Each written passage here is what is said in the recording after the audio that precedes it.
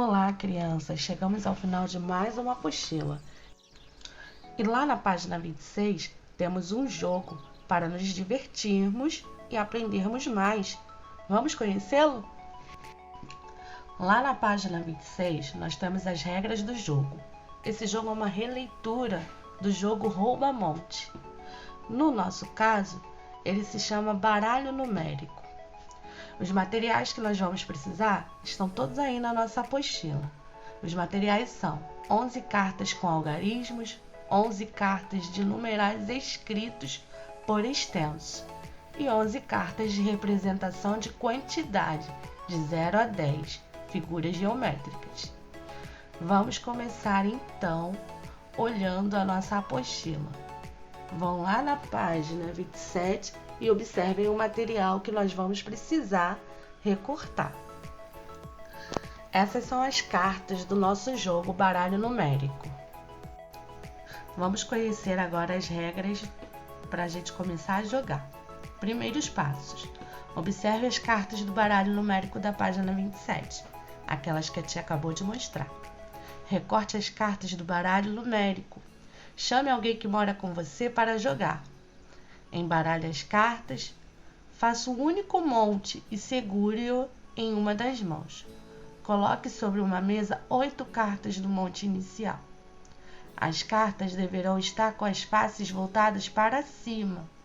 Distribua outras 4 cartas para cada jogador.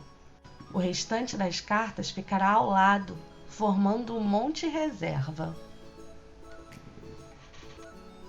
Agora que você já recortou as suas cartas, vamos conhecer o modo de jogar. Passo 1. O jogador 1 deve verificar entre as cartas da sua mão se há alguma cujo número corresponde às que estão na mesa. Passo 2. Se houver cartas correspondentes às suas, o jogador 1 deverá juntá-las e colocá-las perto de si, iniciando a criação de seu monte. As cartas do monte dos dois jogadores devem estar viradas para cima. Passo 3. Caso o jogador não tenha nenhuma carta que seja igual às da mesa, ele perde a jogada, devendo antes colocar uma carta sua junto às cartas iniciais, com a face voltada para cima. Em seguida, o jogador 2 deve realizar as mesmas ações do jogador 1. Importante: caso o jogador da vez identifique que há no topo do monte do adversário uma carta que corresponde à que possui, ele põe sua carta em cima e rouba o monte inteiro para si. Quando algum jogador ficar sem cartas na mão, ele deverá pegar mais 4 cartas do monte reserva. O jogo termina quando não houver mais cartas para distribuição e ninguém mais tiver cartas iguais às da mesa. Lembre-se, ganha quem tiver mais cartas em seu monte. Jogue e conte ao seu professor a sua experiência. Essas são as minhas cartas. Eu já organizei elas para jogar. Coloquei no centro da mesa as 8 cartas viradas para cima, dei 4 cartas para o meu adversário e peguei 4 cartas do monte inicial. Embaralhei elas antes. E aqui está o monte reserva. Essas são as minhas cartas. Eu tenho quantidade, tenho número por escrito e outro número por escrito. Agora eu vou olhar lá para o monte e vou ver se eu vou encontrar algum dos meus.